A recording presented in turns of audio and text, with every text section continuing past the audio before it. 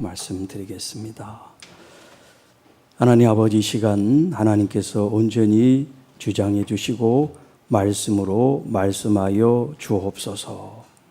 듣는 우리 모든 주의 성도님들 심령 가운데 하나님의 위로와 격려와 은혜와 치유와 회복의 역사가 임하게 하여 주옵소서. 우리 주 예수님의 이름으로 간절히 기도하옵나이다. 아멘. 여러분, 어릴 때 달고나 게임 해보셨죠? 요즘 달고나 게임이 세계적으로 인기를 끈다 그래요. 왜 그러냐면 그 오징어 게임이라는 그 넷플릭스에서 방영된 드라마가 있는데 그 드라마에 이제 그게 나와요. 그래서 그걸 본 이제 세계 여러 나라 사람들이 달고나를 하는 그런 열풍이 있고, 어느 이제 가게에서는 그걸 10,000원, 15,000원씩 이렇게 재료를 만들어 가지고 그거를 체험한다 그래요. 이 오징어 게임이라는 이 드라마가 저는 한편의 영화인 줄 알았어요. 그런데 9편으로 된 드라마예요. 우리나라에서 제작한. 이 오징어 게임이 지금 얼마나 센세이션을 일으키냐면 관련된 주가는 말할 것도 없고, 이 문화나 관계된 이런 여러 가지 이 파급 효과가 지금 엄청난 그런 붐을 일으키고 있어요. 그래서 사람들의 액세서리나 이제 옷들도 이 오징어 게임에 나오는 그 어떤 이미지가 있는데 그거를 가지고 아이들이 이제 옷을 입거나 뭐 상품을 가지고 노는 그런 일들이 지금 이제 점점 더 일어날 것 같아요. 제가 이제 이슈가 있는 그런 글이나 뭐 영상이나 이런 것들을 잘 보지는 않고 그거를 이렇게 평가해 놓은 거를 이제 보고 그랬어요. 그런데 제가 이번에는 그 오징어 이 게임이라는 드라마를 제가 며칠을 거쳐서 한번 쭉 봤어요. 왜냐하면 거기에 대한 여러 가지 평가들이 있더라고요. 우리 교회 쪽에서 신앙적으로 그것을 또 어떻게 봐야 되나 하는 그런 이제 질문도 있고, 뭐 이 시간에 뭐 오징어 게임에 대한 평가를 하는 시간은 아니니까 오늘 본문과 관계된 말씀만 제가 드리겠습니다. 이 게임은 6개의 게임으로 이제 구성이 되어 있어요. 마지막이 이제 오징어 게임 이제 이렇게 되어 있는데 6개의 게임에 지는 사람은 탈락을 합니다. 그런데 그 탈락이 그냥 되돌아가는 탈락이 아니에요. 죽는 거예요. 한 번 게임에 지면 죽습니다. 이 게임에 참석한 사람이 456명인데 이 사람들은 돈을 벌기 위해서 거기 게임에 참여한 거예요. 게임에 지면 죽는다, 그런 얘기를 상상도 못하고 듣지도 못한 거죠. 만약에 그랬다고 하면 아마 참여할 사람이 없었을 텐데 그런 얘기는 안 합니다. 돈으로 유혹합니다. 그러니까 이 사람들이 돈 때문에 게임에 참여한 거예요. 그런데 첫 번째 게임은 무궁화꽃이 피었습니다 이거예요. 우리가 술래가 이렇게 돌아다 무궁화꽃이 피었습니다 하면 움직이는 사람이 걸리는 거 있죠. 그거 얼마나 동화적이고 또 낭만적이고 좋은 거예요. 그런데 움직이는 사람을 총으로 쏴 죽여버려. 조금만 움직여도. 이런 황당무계한 이야기예요, 쉽게 말하면. 자, 그렇게 해서 이제 사람들이 죽는데 결국 한 사람이 남아서 한 사람이 죽으면 1억이라는 돈이 모아져요. 그러니까 256명이니까 255억을 이 한 사람이 이제 받게 되는 거예요. 진짜 받아요. 그 이야기가 이제 전개되는 이 얘기예요. 자, 그런데 여기서 이제 질문이 뭐냐면 왜 이런 일을 해서 사람들을 게임에 지면 죽이는가 하는 거예요. 왜 이런 일을 하냐는 거죠. 이 게임을 만든 사람들이. 한마디로 얘기하면 재미 때문에 그랬다 그래요. 재미. 돈이 너무 많은 사람은 돈 버는 것도 지겨워. 노는 것도 지겨워. 그러니까 어떻게 하면 더 재밌는 게 있나 자기들이 모여서 생각했는데 사람들을 하나씩 죽이는 거, 이 죽어가는 모습을 재미로 여기면서 그걸 지금 하고 있는 거예요. 돈은 상관없어. 돈이 많은 사람들이니까. 전 세계 이런 돈 많은 사람들이 투자를 해가지고 그 일을 지금 하고 있는 거예요. 모니터로 보면서 낄낄거리고 술 먹으면서 좋아하는 거야. 사람은 죽는데. 이 감독과 이 시나리오는 사람이 한 사람인데 이 사람이 왜 이런 걸 썼을까요? 그리고 거기에는 신앙에 관계된 어떤 그런 멘트도 나와요. 제가 이제 그 9편을 쭉 보면서 이 게임을 운영하는 사람은 오직 재미로 돈을 걸고 하는데 참여하는 사람은 강요받지 않아요. 전부 다 자기의 의지로 참여하는 거예요. 그리고 처음에 게임에서 죽어서 사람들이 죽잖아요. 사람들이 모여가지고 과반수가 넘으면 게임을 중단하게 돼 있어요. 그래서 실제로 중단이 됐어요. 집으로 다 돌아갔어요. 근데 이 사람들이 다시 그 게임장에 와요. 그게 지금 뭘 말하겠어요? 우리 속에 있는 이 돈에 대한 욕망과 이 피로를 지금 얘기를 해주고 있단 말이에요. 가면 죽는 걸 알아요. 그런데도 돈 때문에 거기 간단 말이에요. 그래서 455명이 다 죽습니다. 서로 죽이는 거야. 게임에서 지면 죽거나 또 두 사람이 싸워서 누구 한가를 죽여야 되는 그런 일이 일어나고 있어요. 자, 오늘 본문에는 누군가를 죽이려고 하고 누군가를 죽음으로 내모는 심판, 재판하는 그런 모습이 오늘 본문에 있어요. 누군가를 죽이는데 너무나 쉽게 말을 해요. 여러분, 아무리 감정이 격해도 사람을 죽이겠다는 그런 표현은 쓰지 마시기를 바랍니다. 그런데 지금 우리 사회가 사람 죽이는 걸 너무나 쉽게 생각하는 걸 지금 고발하는 거죠. 이 오징어 게임이. 그런데 오징어 게임의 그 이야기가 오늘 이 본문에도 있다는 거죠. 이 기가 막힌 일 아닙니까? 사도 바울이 죄를 졌어도 그 죄에 대한 죄값을 묻게 하는 정당한 절차와 적법한 과정을 통해서 형량을 구형하고 그 형에 대한 집행을 하면 돼요. 그런데 오늘 이 본문에 보면 매복해 있다가 그를 죽이려고 하는 사람들이 있다는 거예요.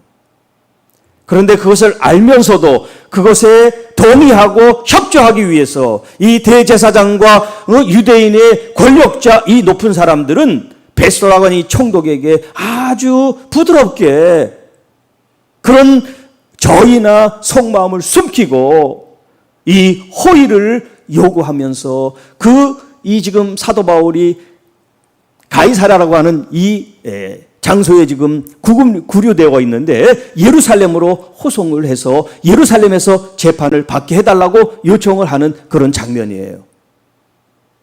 내용으로 보면 아무런 문제가 없어요. 예루살렘이 종교의 중심지고 말이죠. 또 거기에 모든 어떤 그런 사람들의 이목이 집중되니까 거기서 이 고소를 해서 시시비비를 가리자. 더군다나 지금 이 사도 바울의 죄를 자꾸 고발하는 내용이 뭡니까? 종교적인 얘기란 말이에요. 율법에 대해서, 성전에 대해서. 그런데 사실은 호의적인 마음으로 정당한 재판을 위해서 사도 바울을 가이사라에서 예루살렘으로 옮기려고 그러는 것이 아니라 이 보기 싫은 사도 바울을 죽이려고 지금 그를 예루살렘으로 호송하자는 거예요. 이게 오징어 게임이에요. 적법한 절차가 있음에도 그런 절차를 무시하고 오직 내가 원하는 목적을 달성하면 상대방은 죽든 말든 신경을 쓰지 않는 거. 이게 바로 성경에 지금 말씀하는데 지금 영화에 나오는 이 오징어 게임하고 뭐가 달라요? 오늘 우리 마음이 이 세상에 있는 사람들의 마음이 이렇게 내가 아니면 다른 사람은 우습게 여기고 경시하는 이런 마음들이 있다면 아니 있기 때문에 지금 그 오징어 게임에 대해서 그렇게 열광하는 거 아닙니까? 그 웬만한 사람 보고 그냥 1편에서 그만 더 보지 말아야 돼. 사람이 막 잔인하게 죽는데 그거 좋다고 계속 볼 수가 없죠. 정상적이라면. 그게 흥행이 되면 안 돼. 그런데 흥행이 된단 말이에요. 뭐 그것뿐이겠어요? 응? 아이들이 하는 게임 같은 거. 뭐 게임 접해보진 않았지만 거기엔 또 얼마나 폭력성이 많습니까? 어? 우리도 모르게 어릴 때부터 이런 사람을 존중하고 생명을 귀하게 여기는 그런 학습 공간에서 자라기보다는 이렇게 폭력적이고 다른 생명을 해치는데 전혀 양심에 꺼리낌이 없는 재미로 그랬어. 기분 나쁘게 왜 쳐다봐? 이런 감정 때문에, 이런 마음 때문에 생명을 해친다는 게 이게 말이 안 되지만 현실이란 말이에요. 우리 교회 안에서 또 그리스도 안에서 우리가 가져야 될 마음이 무엇인가 하는 것을 오늘 본문에서 같이 한번 생각해 봤으면 좋겠습니다. 자, 2절을 한번 보세요. 대제사장들과 유대인 중 높은 사람들이 바울을 고소할세. 자, 여기 대제사장은 종교 지도자들이죠. 신앙 생활 가운데 가장 어떻게 보면 높은 포지션에 있는 사람들이 대제사장들입니다. 그리고 다른 본문에는 장로들이라고 표현됐지만 오늘 이 본문에는 유대인 중에 높은 사람이라 그렇게 표현하고 있습니다. 높다고 하는 것은 정치, 경제, 사회 이런 여러 부문에 권력을 가지고 영향력을 끼치는 사람을 가리켜 높은 사람이라 그러는 거예요. 높은 사람. 그러니까 높은 사람이라는 것은 그 권력을 가지고 그 권한을 행사할 수 있는 사람이죠. 그런데 이 권한을 어떻게 행사하느냐에 따라서 달라지는 거예요.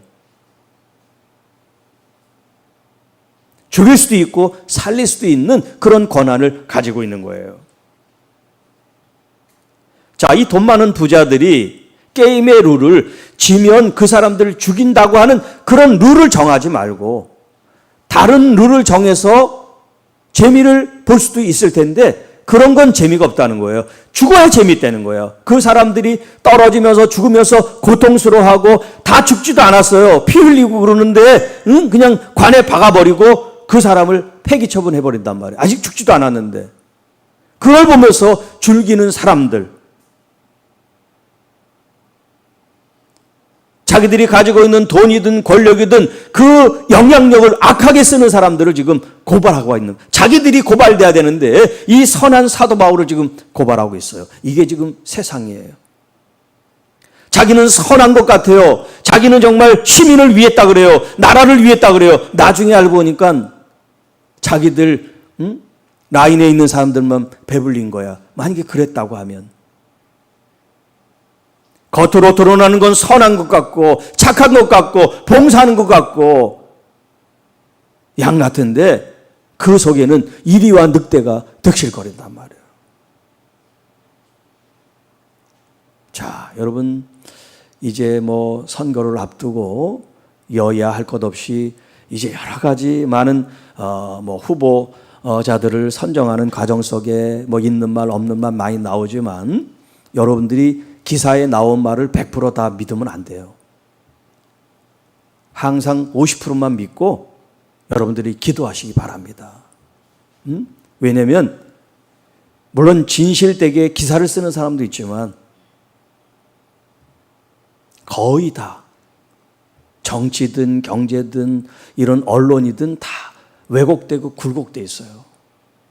자기가 속해 있는 집단에 이익이 되게 쓴단 말이에요. 한 가지 예를 들까요?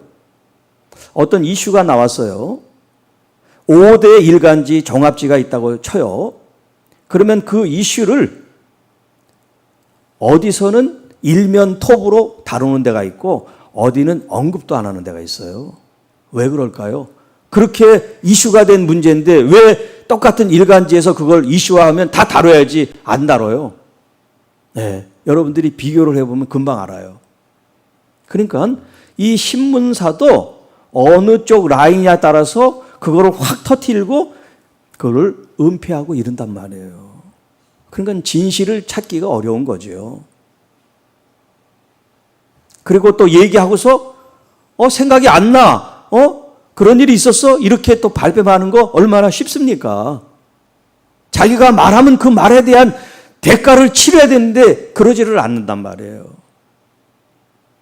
그러니까 너무 쉽게 사람들을 평가하고 정죄하고 죽이는 이 재미에 들린 사람들이 지금 우리 주변에 있는 거예요. 여기 높은 사람, 여러분 진짜 권한을 가지면 이 권한을 가지고 어떻게 해야 됩니까? 선한 영향력을 끼쳐야죠. 선한 영향력을 끼쳐야죠.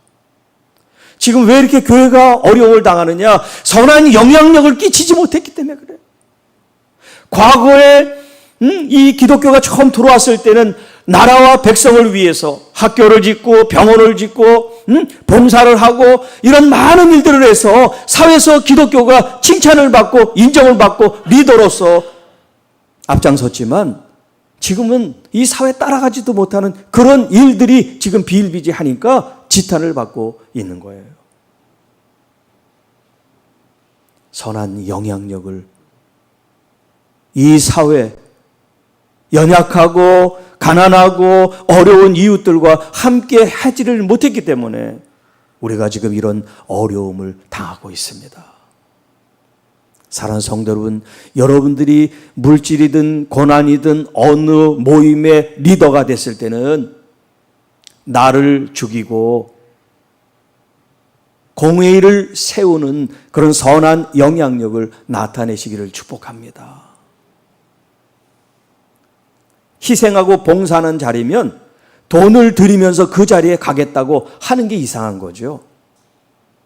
희생하고 봉사하는 자리니까 어서 오세요. 그러고서 그 자리에 추대하고 앉혀야 되는 게 정상 아닙니까? 그런데 봉사하는 자리인데 돈을 엄청 쓰고 그 자리에 가. 그러면 이 사람은 어떻게 하겠어요? 당연한 거 아닙니까? 내가 뿌린 돈보다 배는 더블로 벌어야지. 그러니까 거기 부정부패와 결탁이 들어갈 수밖에 없어요. 구조 자체가 그런 거예요.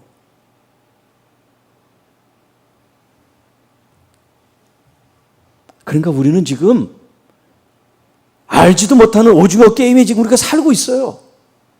돈 많은 사람은 더 많이 버는 구조 속에 들어가 있고 가난한 사람은 헤매일 수 없는 그런 수렁텅이로 지금 점점 빠져들고 있단 말이에요. 권력을 가지나 신앙의 어떤 그런 믿음을 가지나 우리는 선한 영향력으로 다시 태어나야 돼요. 거듭나야 돼요. 그래야만 교회의 이름을 찾을 수가 있고 하나님께서 우리를 부르신 이 선한 이 부르심을 우리가 합당하게 응답하여 살아가는 겁니다.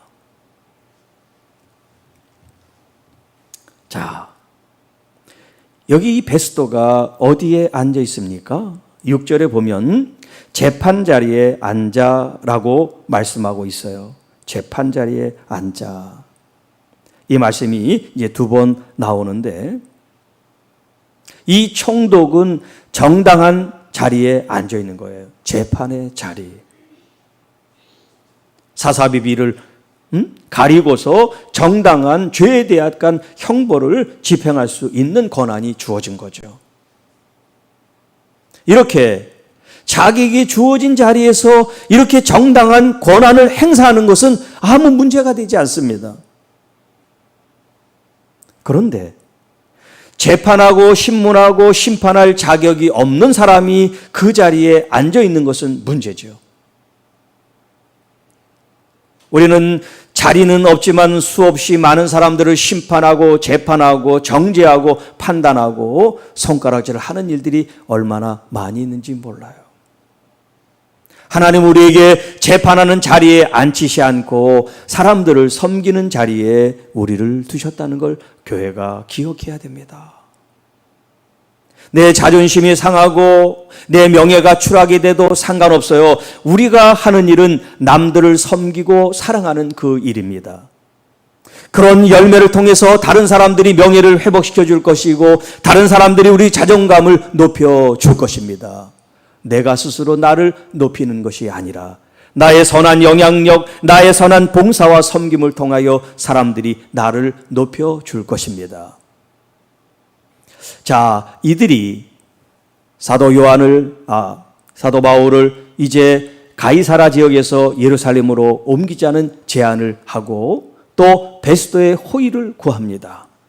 그때 이 베스도가 이 사람들의 말만 딱 듣고 그래 보내겠다라고 했으면 또 달라졌을 텐데 이 베스도가 그렇게 하지 않습니다. 사도 바울에게 묻습니다. 예루살렘에 가서 재판을 받고 싶으냐고 묻습니다. 그때 사도 바울이 대답합니다. 나는 지금 가이사의 법정에 지금 이 베스도의 법정 자체를 가이사라 로마 황제의 법정이라고 생각을 한 거예요. 왜? 대리인이니까. 지금 내가 황제 가이사의 지금 재판이 있는데 내가 어디를 갑니까? 내가 죄가 있다면 죽는 것도 상관없습니다. 죄값으로 나는 죽어도 좋습니다. 그러나 죄가 없는데도 불구하고 나를 넘긴다고 하면 이것은 잘못된 일이기 때문에 나는 황제에게 상소를 합니다라는 얘기를 해요. 우리가 이제 상급 기관에 소를 제기하는 걸 상소라고 그러죠. 자, 지금 이 빌라도의 법정보다 더 높은 위에 있는 법정은 황제의 법정이잖아요. 그 황제의 법정에 지금 상소를 한 거예요. 그 말을 들은 베스도가 이게 조금 나쁜 마음을 갖고 있는 사람이면 이 말을 아마 잘라버렸을 거예요. 그리고 자기가 원하는 대로 이 유대인 높은 사람들과 결탁해서 어떤 결과를 도출해내겠죠.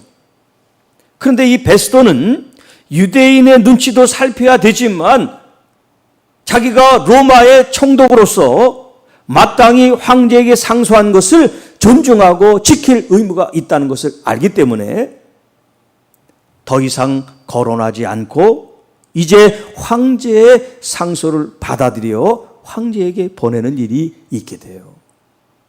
자, 지금 이 본문에는 나와 있지 않지만 보이지 않는 손이 있어요. 그 보이지 않는 손, 보이지 않는 분의 역사가 있어요. 그게 무엇일까요? 바로 하나님의 손이고 하나님의 보호하심과 인도하심이라는 거예요. 여러분, 사람들은 자기들의 재미나 흥미나 자기들의 감정에 휩쓸려서 오징어 게임을 우리를 참여시키려고 하지만 거기에 룰이 있는데 내 의지가 너 하면 안 가도 돼요. 그런데 많은 사람들이 돈 때문에 어떤 이유 때문에 거기 참여한단 말이에요. 이게 문제인 거죠.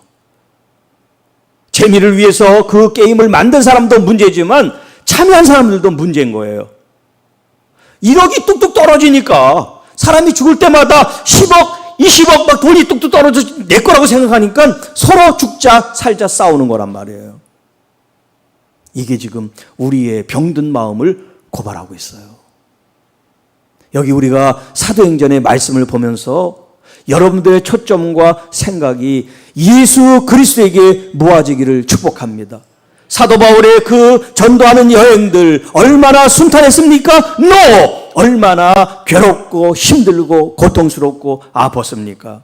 억울했습니까? 답답했습니까? 그럼에도 불구하고 하나님의 그 부르심 앞에 그는 순종했습니다. 그리고 예루살렘에 가면 고통이 있다, 결박이 되는 그런 일들을 계시해 주셨지만 그는 죽으면 죽으리라고 그곳에 갑니다. 그리고 이제 로마에 가서 황제에게 증거하는 그 일을 목적 삼아서 걸어가고 있는 이 사도 바울의 이 모습이 오늘 저와 여러분의 모습이 돼야 된다는 거예요. 누가 우리를 부르셨습니까? 돈이 부른 게 아니에요. 권력이 부른 게 아니에요. 나라가 부른 게 아니라 보이지 않는 손 여호와 하나님이 우리를 부르셨습니다. 여러분 각자의 직임에 따라 여러분의 일터와 여러분의 삶의 자리 속에 주님이 여러분을 부르셨습니다. 그 부르심 속에 여러분 믿음으로 응답해 나가시기를 축복합니다. 어떻게 보면 남편이 아내를 사랑하는 것도 가정에서 하나님이 부르신 거예요. 또 아내는 남편을 사랑하는 것도 하나님의 부르심 속에 있고요. 또 여러분이 이 나라에 대해서 의무를 다하는 것도 하나님의 부르심 가운데 있는 거예요. 불의하지 않다면, 공의롭다면, 내게 속해 있는 이 공동체를 통해서 오늘 내가 봉사하고 사랑하고 섬기는 것, 이것이 주님의 부르심이라고 할 수가 있습니다. 어떤 환경, 어떤 여건, 어떤 어려움 속에서도 주님을 향한 여러분들의 마음 중심이 마치 비둘기의 눈처럼 고정돼 있고 바라보기만 한다면, 비록 밖에서는 회오리 바람이 불고 풍랑이 불고 번개가 치고 우레가 있고 여러 가지 악조건들이 있지만 우리 주님을 바라보는 여러분의 마음이 참 평안의 기적을 축복합니다. 제가 여러분에게 얘기를 하는 데서 그렇지, 제가 사실 설교할 그런 지금 마음 상태가 아니에요. 그런데도 불구하고 하나님께서 제 마음에 평안을 주셔서 여러분에게 말씀을 드리고 있는 겁니다.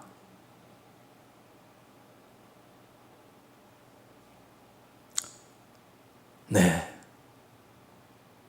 우리 하나님을 바라보는 그런 절대적인 의지하는 마음이 여러분의 마음을 고요하고 평안하게 하실 줄 믿습니다. 지금 당장 정말 죽을 것 같은 그런 순간이 찾아와도 아멘 하고 주님을 바라보고 주님 부르시면 갈 수 있는 그런 준비가 되어 있으면 좋겠어요. 이 땅에서 내가 돈을 얼마나 더 버느냐, 얼마나 좋고 큰 집에 사느냐, 여기에 막 아웅다웅 하지 말고 우리는 저 하나님의 그 본향 그 땅에 우리의 영원한 거처가 있잖아요. 이 땅에서는 주님께서 부르신 이 선한 이 영향력을 가지고 서로 섬기고 축복하고 사랑하는 그런 가정과 교회와 사회와 민족이 될 수 있기를 주님의 이름으로 축복합니다.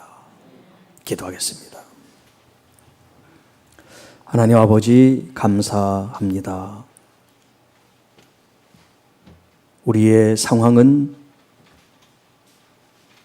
악조건이 또 예기치 못한 그런 어려움과 불행이 찾아온다 할지라도 우리를 부르신 하나님 말씀 앞에 오직 주님께 초점 맞추고 믿음으로 나가게 하옵소서. 주님이 잠잠하게 하실 것이며 주님이 역전시키실 것이며 주님께서 우리를 평강 가운데 인도해 주실 줄 믿습니다. 이 시간도 고통당하는 당신의 귀한 가정을 주님 긍휼히 불쌍히 여기시고 그 가정에 하나님의 평강으로 만져 주시옵소서. 병상에 있는 고통받는 가정 자녀들마다 하나님 이 시간 친히 찾아주셔서 안수하여 깨끗하게 치료의 능력을 일으켜 주옵소서. 군대가 있는 사랑하는 귀한 아들도 주님 안전하게 함께하여 주옵시고 사업하고 가게를 운영하고 여러 가지 경제적인 활동을 하는 모든 주의 자녀들 가운데 하나님 넉넉히 이기고 풍성한 은혜를 채워 주실 줄 믿습니다. 또 나이 많아서 주님 외롭고 힘들고 지치고 피곤하지 않도록 하나님께서 늘 동행해 주시고 힘 주시기를 간절히 원합니다. 이 모든 말씀 우리를 구원해 주신 우리 구주 예수님의 이름으로 감사하며 축복하며 기도하옵나이다. 아멘.